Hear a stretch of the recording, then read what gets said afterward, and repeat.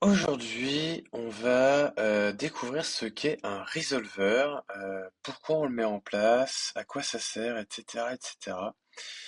Euh, Si tu as suivi les vidéos précédentes sur le routing, tu vas vite comprendre qu'on a fait quelque chose que je trouve qui n'est pas terrible, terrible.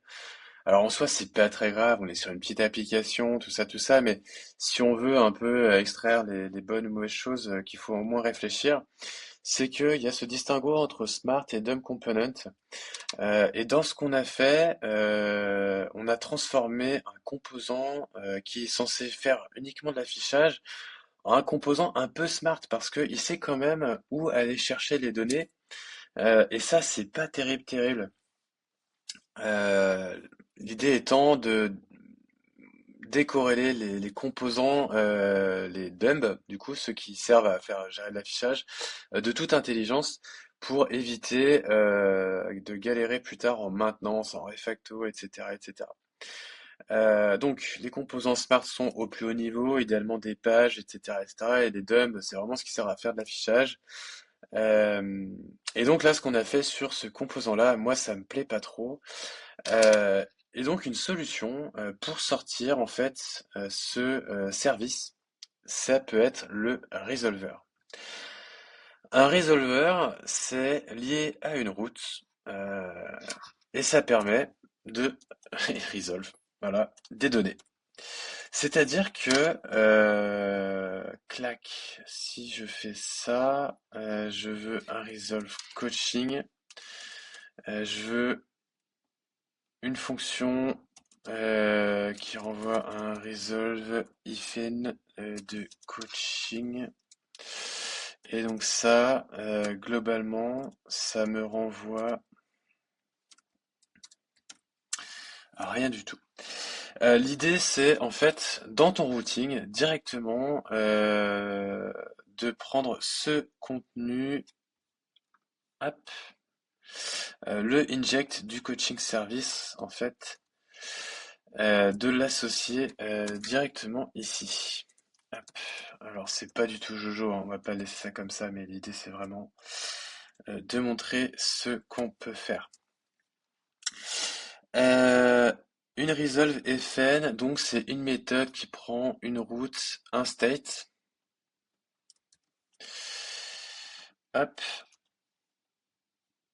on va faire tout ça. Alors, clac, clac, clac. Left side comma. Qu'est-ce qui te plaît pas? Ça. Alors pour l'instant, on va faire ça. On va aller explorer un petit peu ce que contiennent du coup ces deux objets, route et state. Et hop, c'est un number qu'on veut. Donc on y reviendra plus tard. Là, l'idée, c'est de comprendre un petit peu ce qui s'y passe. Si je vais ici, que je vais là, et il passe pas dedans parce que.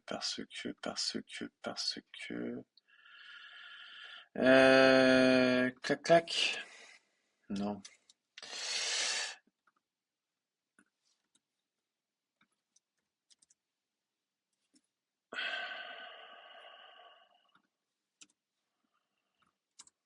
Voilà, ça va être mieux comme ça. Donc, ça nous renvoie une activated route snapshot avec pas mal d'infos, hein. On voit le composant qui est associé, on a des datas qui est coaching 1 code review, donc qui est le résultat du resolver, hein. On s'emballe pas, c'est uniquement parce que je l'ai mis en dur. D'ailleurs, il suffirait simplement que je change ça. Plouf plouf. Donc là, il nous a mis quoi? Code review. Euh, Aide au dev. Voilà. Hop. On voit que dans les datas, ça a changé, hein. Donc ça, c'est censé être le résultat du resolver. Là, on voit qu'on a l'identifiant, par contre, associé au routing. Si je fais ça, on voit que le param, ça change. Donc ça, c'est intéressant parce que je vais pouvoir m'en servir du coup. Ça, c'est intéressant. Là, on a la route config, etc., etc. Et là, on a le routeur le router state snapshot, pardon, qui correspond en gros à une instance du state de ton routing, et donc on peut voir l'URL sur laquelle on est. Voilà, donc ça c'est des petits trucs qui peuvent servir. Nous, par contre, ce qui nous intéresse, du coup, c'est de pouvoir récupérer ce fameux params.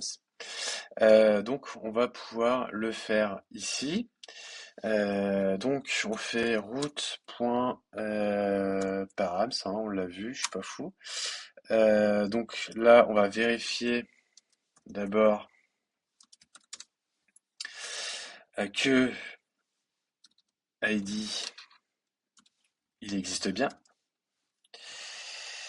Euh, et que route params, qu'il est, enfin voilà, route.params.id, qu'il ne vaut pas, alors je le mets juste comme ça, c'est pour être sûr que il ne vaut pas null ou undefined. Alors là, pourquoi tu m'embêtes, bonhomme? Parce que tu préfères ça comme ça, ok, pas de problème. Dans le cas où j'ai ça, du coup, je veux pouvoir renvoyer ce petit bazar-là avec du coup cette fameuse valeur. Et là, je throw une erreur, ID is not defined. Voilà. Donc ça, c'est le cas effectivement où il n'a pas d'ID dans les paramètres. Et là, donc, coaching with ID2 not found. Bah, ça m'étonne un petit peu quand même. Ah oui, on se rappelle, c'est le coup du type.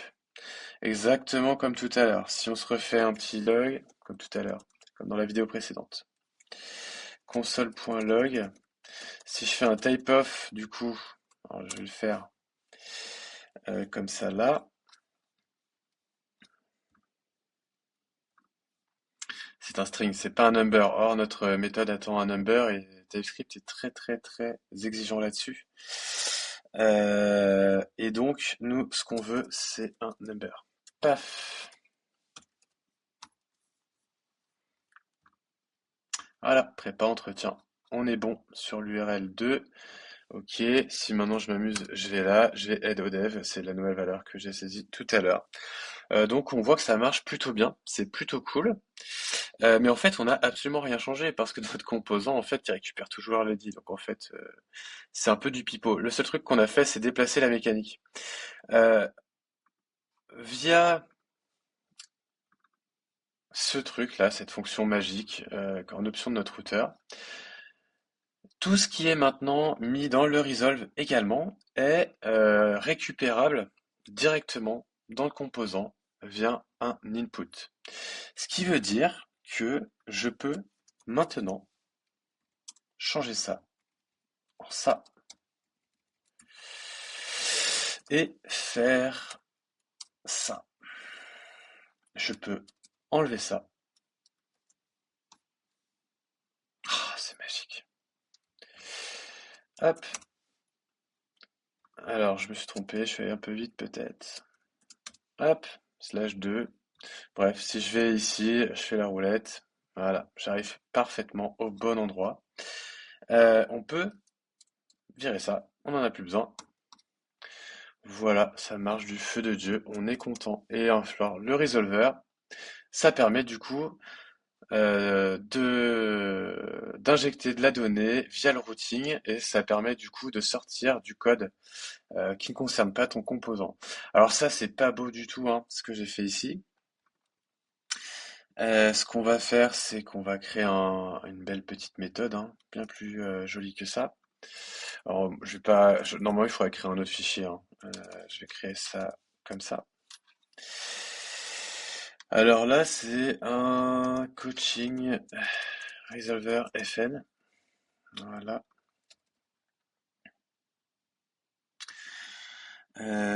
Et ça renvoie, tac, un petit return ici. Voilà. Hop, j'ai oublié ça. Paf. Et voilà. Là, on est quand même un peu plus propre. C'est beaucoup plus lisible au niveau des routes. Ça, c'est censé être dans un fichier à part. Ça, c'est pas utilisé. On peut se l'enlever. C'est pas grave. Voilà, donc là on sait utiliser un resolver. Alors maintenant par contre, quelles sont les subtilités propres au resolver? La première, c'est que un resolver, il faut savoir qu'en termes de type retour, c'est un maybe A5 du type que tu précises. Alors moi j'ai précisé que c'était un type coaching. Cela signifie donc que ta méthode peut potentiellement, je ne sais pas si on va le voir ici dans la doc, non, c'est pas grave. Renvoyer un maybe A5, c'est un observable de ton type, une promise de ton type ou ton type, tout simple. Donc ça peut être un observable de coaching, un promise de coaching ou un coaching. Ça marche pas avec les signaux. Attention, je me suis déjà fait avoir, autant vous dire qu'il se passe rien. Et si il ne se passe rien, qu'est-ce que ça veut dire? Parce qu'il y a quand même un gros inconvénient au resolver. Le resolver s'attend toujours à avoir un résultat. S'il n'y en a pas, attention, attention, c'est la page blanche. C'est la page blanche. Il sait pas où aller. Donc là, en plus, on a une erreur. C'est pas terrible, terrible. Mais admettons que, bah, par exemple, je fasse un signaux, parce que je me dis, non, mais le signaux, c'est quand même vraiment bien. C'est pas du tout un truc qui, lui, il détecte. Il va pas du tout te le renvoyer. Je vais virer ça pour qu'il soit moins exigeant. Euh, mais le fait de passer ça en signaux, en fait, ça va tout simplement bypasser le resolver. Et donc là, il se passe rien. Il a fait un computed et il a renvoyé le signaux. Sachez juste que sur un appel HTTP, c'est page blanche, en fait. Là, il arrive à récupérer le fait qu'on a un signal. Ok, c'est très bien. Si je fais un tout signal machin, que j'essaie de récupérer la valeur du signal, là ça marche parce que je suis en in-memory. Si je suis en HTTP, que le délai est un peu n'est pas instantané, ce qui est rarement le cas d'ailleurs, c'est page blanche. Le resolver s'attend à avoir une valeur. S'il ne renvoie rien, qu'il attend quelque chose et qu'il se passe rien, ça vous bloque votre navigation. Donc soyez vigilant au niveau de l'UX, c'est pas franchement terrible de se faire bloquer sa navigation. Il faut trouver le juste milieu entre je dégage du code de mon composant et ne pas trop ralentir la navigation. Les très gros appels, et bah tant pis, hein, on les met dans des smart components au niveau, on se passe la donnée de composant en composant, on utilise des services intermédiaires, ce que vous voulez, mais on fait attention à la navigation. Voilà. Donc attention, vigilance, les resolvers c'est très bien, ça a ses avantages, hein, on a pu le voir, ça permet de sortir du code, de faire des choses plutôt pas mal. Ça a aussi des inconvénients, la page blanche. Attention, on renvoie toujours quelque chose. Voilà, amuse-toi bien.